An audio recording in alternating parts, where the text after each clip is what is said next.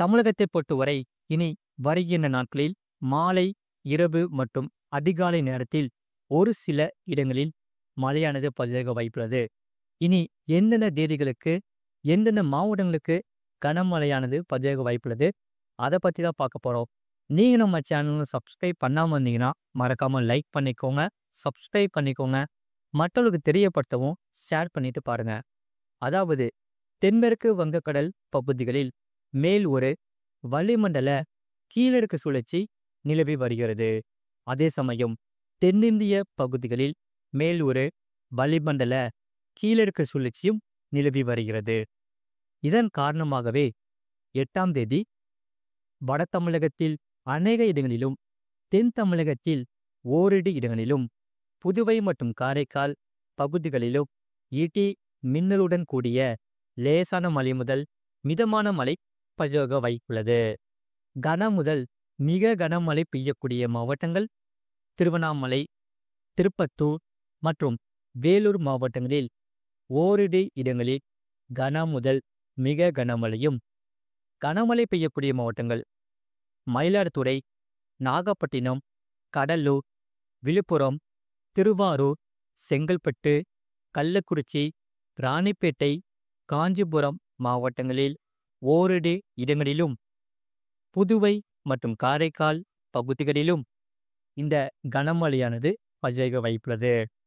அடுத்ததாக 9ஆம் தேதியன்று தமிழகத்தில் ஒரு சில இடங்களிலும், புதுவை மற்றும் காரைக்கால் பகுதிகளிலும் இடி மின்னலுடன் கூடிய லேசான மழை முதல் மிதமான மழை பெய்ய வாய்ப்புள்ளது. கனமழை பெய்யக்கூடிய மாவட்டங்கள் தருமபுரி, வேலூர், கிருஷ்ணகிரி, திருவண்ணாமலை மற்றும் திருப்பத்தூர் மாவட்டங்களில் ஓரிரு இடங்களிலும் கனமழையானது பதிவாக வாய்ப்புள்ளது. 10ஆம் தேதி முதல் 13ஆம் தேதி வரை தமிழகத்தில் ஓரிரு இடங்களிலும், புதுவை மற்றும் காரைக்கால் பகுதிகளிலும் லேசான மழை முதல் மிதமான மழை பதிவாக வாய்ப்புள்ளது. அடுத்ததாக சென்னையை பொறுத்தவரை வானம் ஓரளவு மேகமூட்டம் காணப்படும்.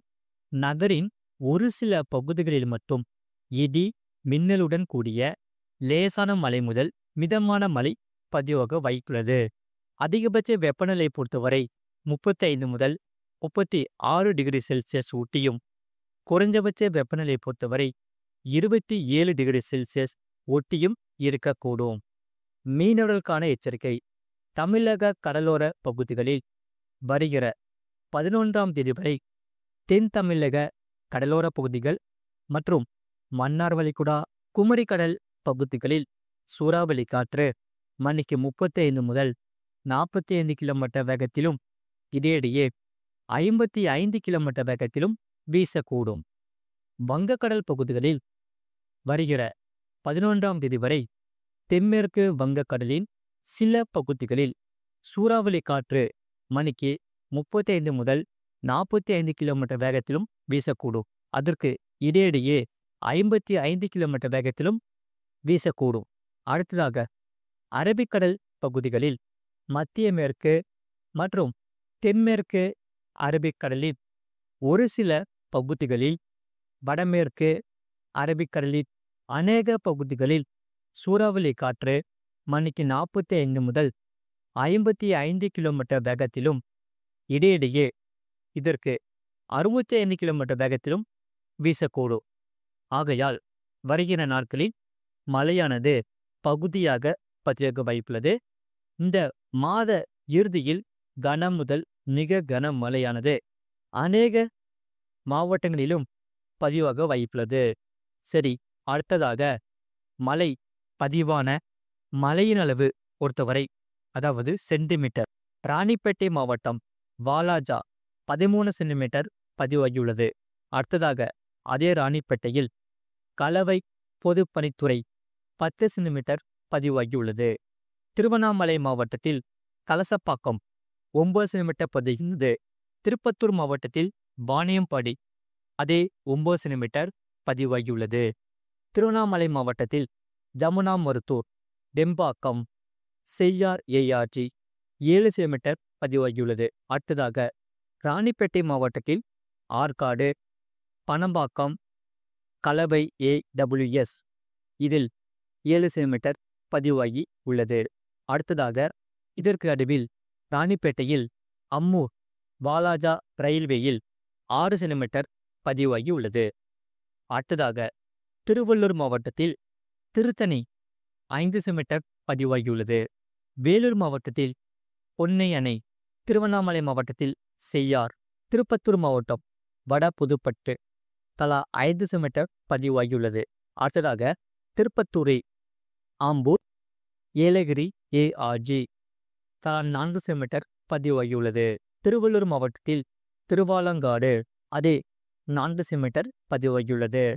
திருவண்ணாமலை மாவட்டத்தில் செங்கம் 4 சென்டிமீட்டர் பதிவாகியுள்ளது. வேலூர் மாவட்டம் விரிஞ்சிபுரம் ஏடபிள்யூஎஸ், அம்முட்டி, மேலாளத்தூர் தலா 3 சென்டிமீட்டர் பதிவாகியுள்ளது. திருவண்ணாமலை மாவட்டம் ஆரணி அதே 3 சென்டிமீட்டர் பதிவாகியுள்ளது. பெரம்பலூர் மாவட்டம் லப்பைக்குடிக்காடு, கிருஷ்ணகிரி மாவட்டம் பாம்பார் அணை, செங்கல்பட்டு மாவட்டம் மதுராந்தகம் தாலுகா அலுவலகம் 3 சென்டிமீட்டர் பதிவாகியுள்ளது. அடுத்ததாக வேலூர் மாவட்டம் குடியாத்தம், காட்பாடி தலா 2 சென்டிமீட்டர் பதிவாகியுள்ளது. திருவள்ளூர் மாவட்டம் திருத்தணி டிடிஓ, ஆர்கே பேட்டை, திருத்தணி ஏடபிள்யூஎஸ் தலா 2 சென்டிமீட்டர் பதிவாகியுள்ளது. திருப்பத்தூர் மாவட்டம் நாட்டம்பள்ளி, நீலகிரி மாவட்டம் தேவாலா அதே திருப்பத்தூர் மாவட்டம் டிசிஎஸ் மில் தலா 2 சென்டிமீட்டர் பதிவாகியுள்ளது. கடலூர் மாவட்டம் காட்டுமயிலூர், தூத்துக்குடி மாவட்டம் எட்டயபுரம், திருவண்ணாமலை மாவட்டம் சேத்துப்பட்டு, விழுப்புரம் மாவட்டம் செஞ்சி, சேலம் மாவட்டம் வீரகனூர், கிருஷ்ணகிரி மாவட்டம்